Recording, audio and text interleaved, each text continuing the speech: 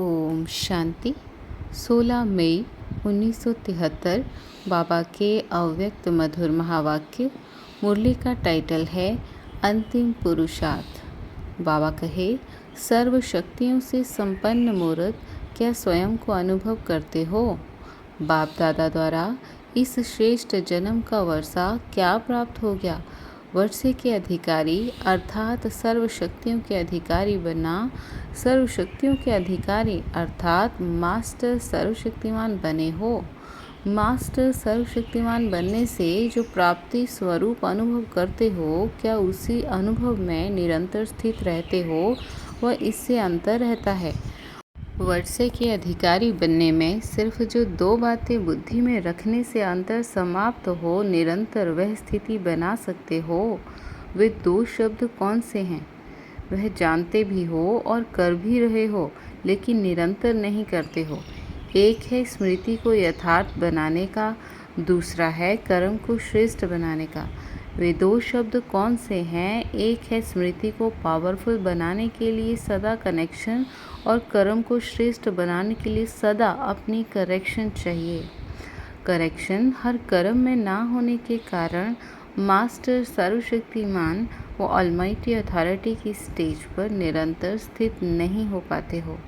यह दोनों शब्द कितने सरल हैं। यहाँ आए भी इसलिए होना। जिस कर्तव्य के लिए आए हो उसको करना मुश्किल होता है क्या? मुश्किल किसको अनुभव होता है? जो कमज़ोर होते हैं। वे मुश्किल अनुभव क्यों करते हैं? कनेक्शन जुटे हुए भी कभी कभी मुश्किल अनुभव करते हैं। वह इसलिए मुश्किल अनुभव होता है क्योंकि मेहनत नहीं करते।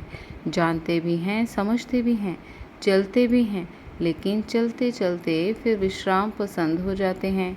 बाप दादा के पसंद नहीं, लेकिन आराम पसंद। इसलिए जानते हो भी ऐसी स्थिति बन जाती है। तो बाप समान श्रेष्ठ कर्म करने में आराम पसंदी श्रेष्ठ स्थिति को पा नहीं सकते। इसलिए हर संकल्प और हर कर्म की करेक्शन करो और बाप दादा के कर्मों से कनेक्शन जोड़ो। फिर देखो कि बाप समान हैं। अभी आप श्रेष्ठ आत्माओं का लास्ट पुरुषार्थ कौन सा रह गया है?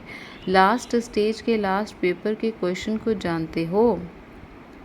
जानने वाला तो ज़रूर पास होगा ना।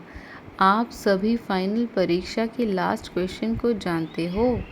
आपका लास्ट क्वेश्चन आपके भक्तों को भी पता है, वह भी वर्णन करते हैं। आपको भक्त जानते हैं और आप नहीं जानते हो। भक्त आप लोगों से होशियार हो गए हैं क्या? आज श्रेष्ठ आत्माओं के कल पहले की रिजल्ट का भक्तों को मालूम है और आप लोगों को अपने वर्तमान पुरुषार्थ के फाइनल स्टेज भूल गई है। यह लास्ट स्टेज बार बार सुनते हो, गायन भी करते हो। गीता के भगवान के द्वारा गीता ज्ञान सुनने के बाद फाइनल स्टेज कौन सी वर्णन करते हो? नष्टो मोहा स्मृति लब्धा। बाबा कहे, भक्त आपकी स्टेज का वर्णन तो करते हैं ना, तो लास्ट पेपर का क्वेश्चन कौन सा है? स्मृति स्वरूप किस स्टेज तक बने हो और नष्टो मोहा कहाँ तक बने हो? यही है लास्ट क्वेश्चन।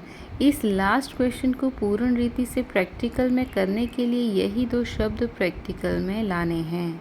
अभी तो सभी पास विद ऑनर बन जाएंगे ना, जबकि फाइनल रिजल्ट में पहले ही क्वेश्चन अनाउंस हो रहा है।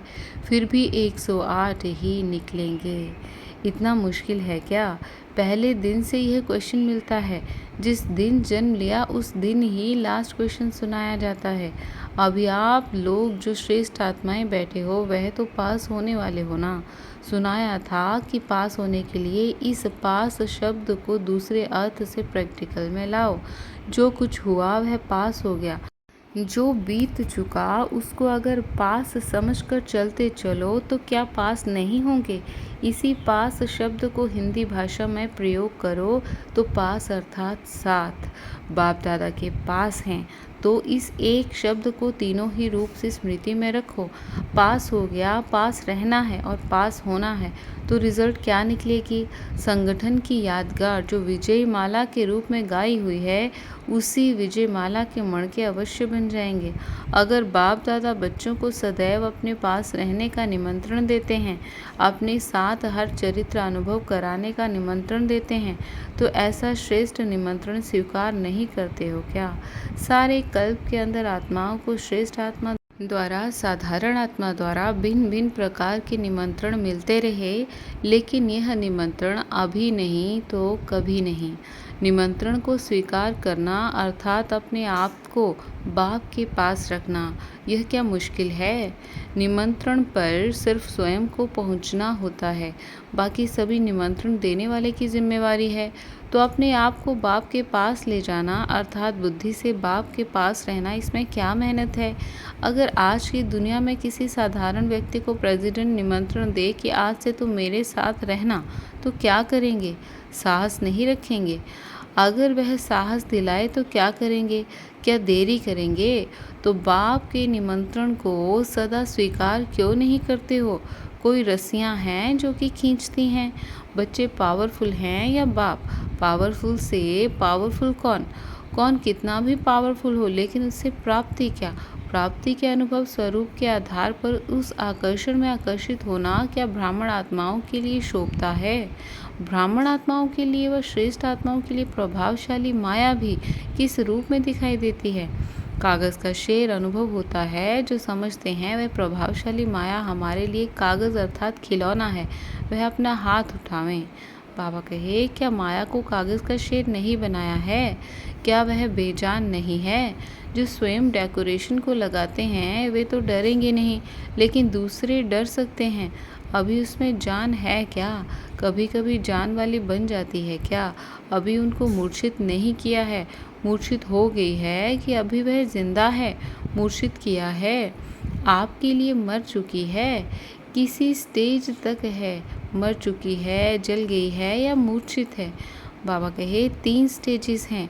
कोई के लिए मूर्छित रूप में है, कोई के लिए मर चुकी है और कोई के लिए जल भी गई है, अर्थात नाम निशान नहीं रहा है।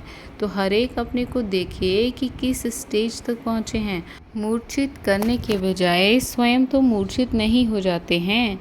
सदा संजीवनी बूटी साथ है तो कभी भी मूर्छित नहीं हो सकते। मूर्छित करने वाले कभी मूर्छित नहीं होते। ब्राह्मण जन्म का कर्तव्य ही यह है। जन्म लेने से पहले प्रतिज्ञा क्या की थी? यही प्रतिज्ञा की थी ना कि माया जीत जगत जीत बनेंगे। यह तो जन्म का ही कर्तव्य है। तो जन्म से ही कर्तव्य करते आए हो, वह क्या मुश्किल होता है? अच्छा, सदा सुरजीत रहने वाले, सदा सर्व शक्तियों से संपन्न रहने वाले, सदा बाप दादा के साथ रहने वाले, सदा बाप के कर्तव्य में हाथ बढ़ाने वाले, सदा सहयोगी, सदा विजयी श्रेष्ठ आत्माओं को बाप दादा का याद प्यार और नमस्ते। अच्छा, ओम शांति।